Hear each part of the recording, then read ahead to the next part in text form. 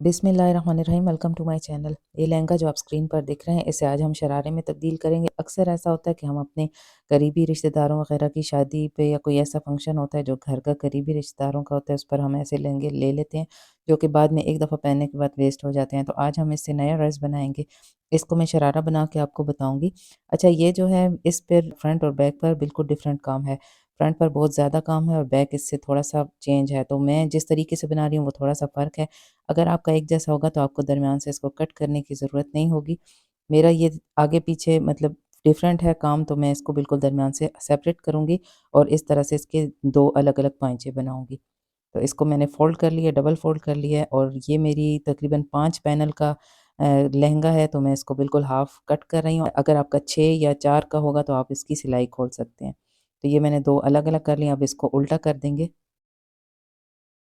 और इसका जो सीधा साइड है ये बिल्कुल साइड पर आ जाएगा और जो साइड्स थी जो हमने पूरे नहीं खोला, मैंने हाफ खोला है, वहाँ पर हम इसको कटिंग करेंगे इसकी क्रोचेट की। तो अब मैं इसका जो नाप है मैं लार्ज बना रही हूँ। वैसे आप स्मॉल या मीडियम या इसी साइज़ पर रखें तो आपको एक्स्ट्रा कपड़ा लगाने की ज़रूरत नहीं है। ऊपर से इसकी अपनी बेल्ट हम लगाएंगे जो कि 4 इंच चौड़ी है और 4 इंच के बाद से मैंने ये निशान 13 इंच पर लगाया है क्रोच एरिया का। और इसी तरह आपने भी करना है, 4 इंच ऊपर से छोड़कर और बाकी 13 इंच पर निशान लगाया है। अब जो हिप लाइन है वो भी यहाँ पर नॉर्मल साइज़ के लिए 13 इंच रखेंगे। मैं इसका साइज़ बढ़ा रही हूँ, तो मैं 15 इंच पर यहाँ नीचे करके निशान लगा रही हूँ, जहाँ पर हम एक्स्ट्रा थोड़ा-सा कपड़ा लगाएँगे। मैं दोबारा आपको बगैर कपड़ा लगाए भी बता दूँगी कि आप इसकी कटिंग कैसे करेंगे। फ़िलहाल मैं आपको कपड़ा लगाने का तरीका बता रही हूँ। तो यहाँ पर मैंने निशान भी नीचे लगा दिया है। आप जो जिस भी चादर पर कटिंग करें वहाँ पर आप निशान थोड़ा-सा लगा लें। अब यहाँ पर 4 इंच का कपड़ा हमें एक्स्ट्रा चाहिए जो यहाँ पर हम लगाएँगे। तो मैं आपके सामने ये मैंने कपड़ा डबल किया है और इसको हम 4 फ़ोल्ड्स इस तरह करेंगे कि ये 5 इंच चौड़ा कपड़ा है, इसको अलग कर लेंगे। ये अब 2 पीसेज़ मेरे पास आ गए। अब इसको हम फ़ोल्ड करेंगे तिरछा, इस तरह से, और इस तरह से इसको हाफ़ कर लेंगे, ये 4 पीस बन जाएँगे हमारे।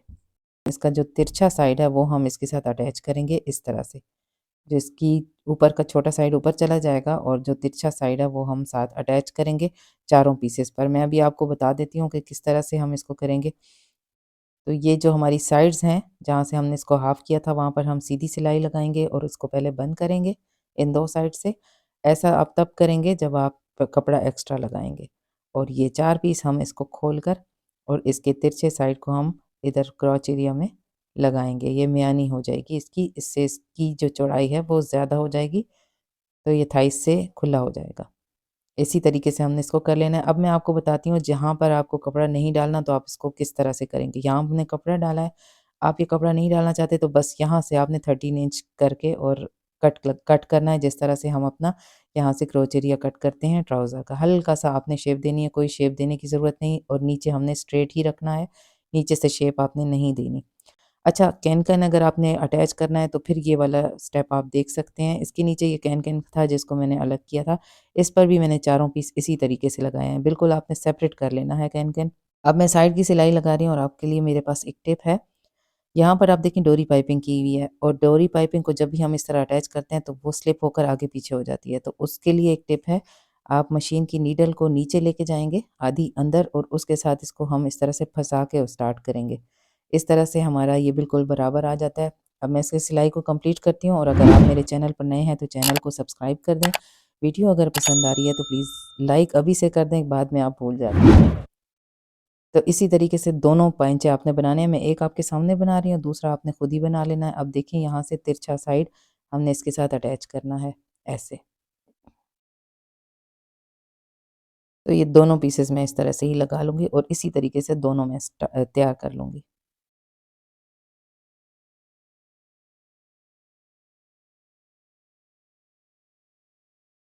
ये देखिए मैंने लगा लिया, इसको प्रेस कर दें तो ये आपके लिए आसानी हो जाएगी। इस तरह से जुड़ गया और दोनों को हम इस तरह से सामने आमने-सामने रखेंगे जब हम इसको जोड़ लेंगे और इनके अपोज़िट जो ऊपर के इस तरह से पीसेज़ को मिलाकर हम इसको सिलाई लगाएँगे। ये इसी तरह है जैसे हम नॉर्मली ट्राउज़र या शलवार को सिलाई करते हैं।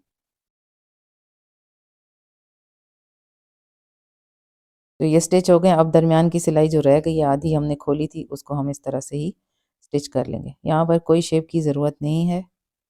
इसी तरह से इसको सीधी सिलाई मैंने लगा ली है और ये रेडी हो गया। अब इसको मैं साइड पे रखती हूँ और पहले मैं कैन-कैन को उसी तरह से अटैच करती हूँ।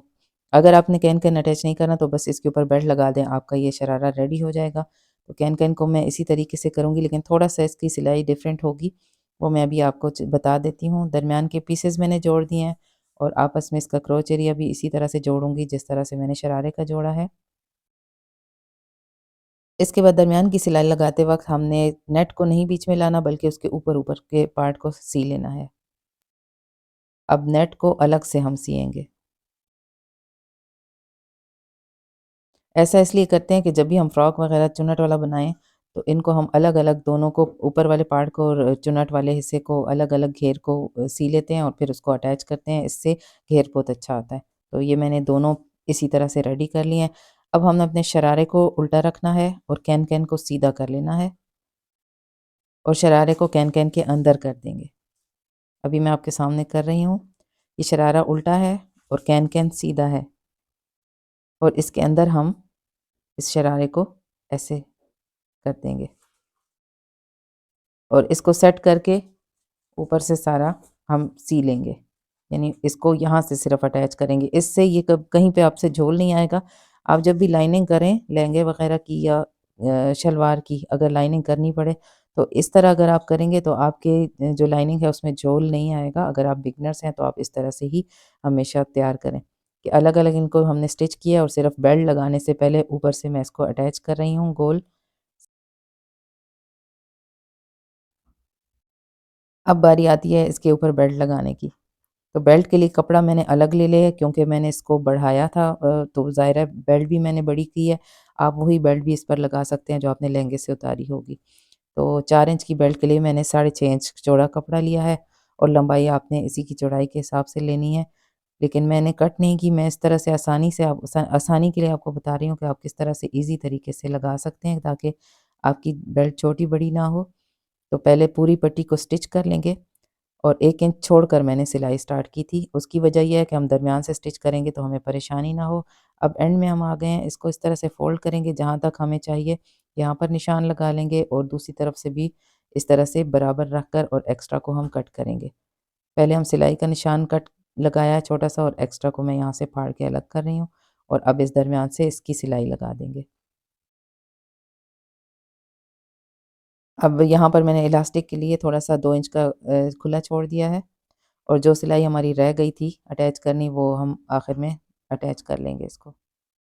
इसके बाद हम इसको बेल्ट की जिस तरह टॉप स्टिच किया जाता है, बेल्ट के ऊपर किनारे की सिलाई 1 पाँव के फासला छोड़कर हम लगाएँगे ताकि हमारे धागे निकलने का मसला भी हल हो जाए। तो ये देखिए मैंने रेडी कर लिया। अब इलास्टिक जिस तरह से लगाते हैं मैंने बारहा बताया है। इलास्टिक मैं इसमें तकरीबन 24 इंच पर निशान लगाया है और मैं कट नहीं करती पहले इलास्टिक, तो उस तरह से आसानी हो जाती है। तो मैं वीडियो को फ़ास्ट करके ही बता रही हूँ। अगर आप सीखना चाहते हैं डिटेल में तो इसकी वीडियो मेरे चैनल पर मौजूद है। आप सीख सकते हैं और मैं इसको कंप्लीट कर लेती हूँ इलास्टिक को। तो ये देखें इसकी फाइनल लुक। ये बिल्कुल नहीं लग रहा कि हमने इसे लहंगे से बनाया है और पहनकर ये इस तरह से आया है। वीडियो पसंद आई है तो प्लीज़ लाइक शेयर कर दें। दुआओं में याद रखें। मिलते हैं नेक्स्ट वीडियो में। अल्लाह हाफ़िज़।